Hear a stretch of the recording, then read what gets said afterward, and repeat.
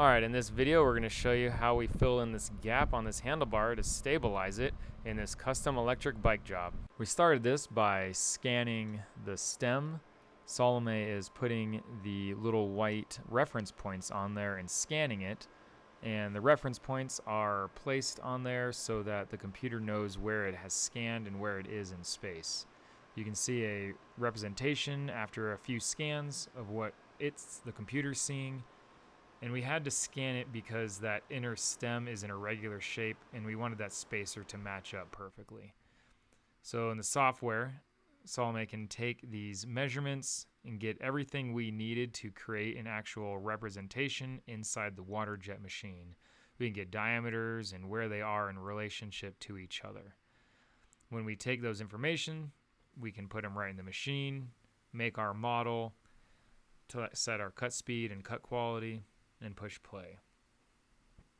After we clamp our material down, it will start cutting.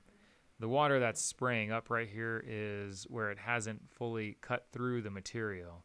Right here we decided to use 1-inch thick aluminum because that would give it a good place to clamp onto. The water is moving very quickly. I'm told about 2 times the speed of sound. And there's a little bit of garnet that you can see to the right, and that's actually what's doing the cutting. It's essentially operating like a river would, just extremely fast.